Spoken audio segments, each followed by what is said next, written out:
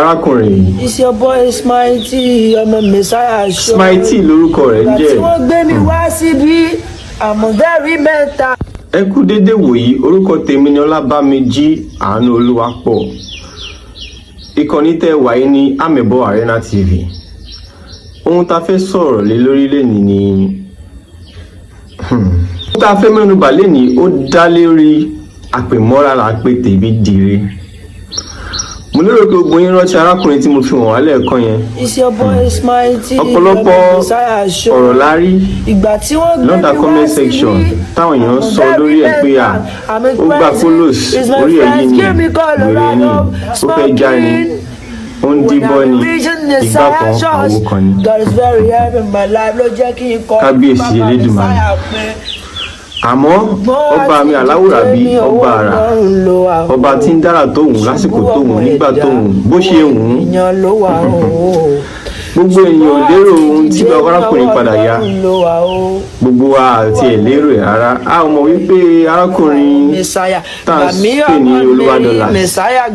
gbogbo ọ̀tí ẹ̀ mọ̀ bí ó máa rí tiẹ̀ rò Ọlọ́run ọba fi dára rẹ̀ ọ̀tọ̀ lára táwọn èèyàn pè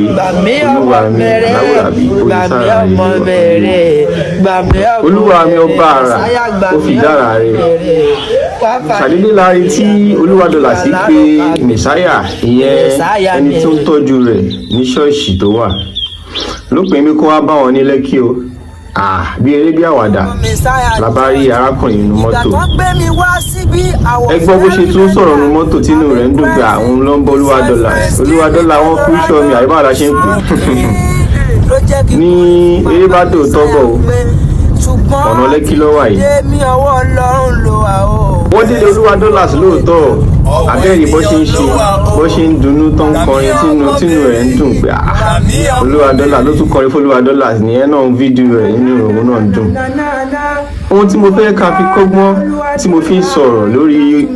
Smitey ni wípé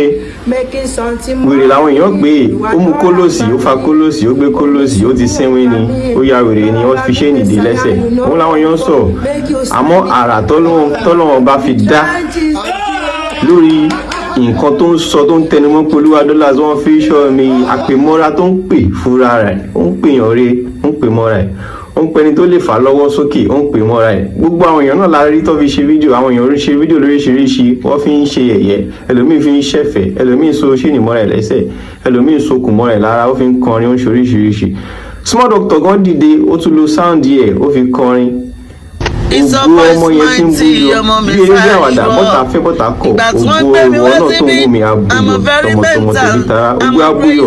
nǹkan tí mo fẹ́ fi kọ́gbọ́n lórí ọ̀rọ̀ tí mò ń sọ yìí ní wípé àpèmọ́ra la pè tèmi dire ohun tó bá fẹ́ jà ní dáadáa ni kò máa fi síra ẹ̀ sáwọn ọmọ tó bí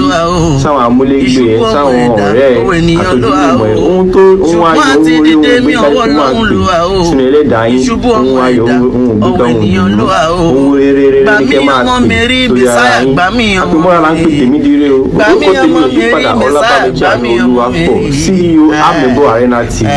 tó bá lọ́rọ̀ kan tẹ́ fẹ́ fi lọ̀ wá tẹ́ fẹ́ ká wá capture tẹ́ fẹ́ ká wá béèrè lọ́wọ́ yín tẹ́ fẹ́ ká gbé sórí afẹ́fẹ́ ẹ jẹ́ á mọ̀ tó bá ní ọ̀rọ̀ tẹ́ fẹ́ sọ fún wa yín tẹ́ fẹ́ jẹ́ ká bá yín gbé sórí ayélujára ẹ jẹ́ ká gbọ́ ẹ DM wa kẹ́ send private message sí wa tẹ́ bá fẹ́ ká polówó ọjà yín ni DM wa kẹsẹ̀ ní private message sí wa ojú òní tì wá o àárẹ̀ tí wá ṣe àpèmọ́ra la ń pè tèmi dire ẹ má gbàgbé ó dìgbà kan náà.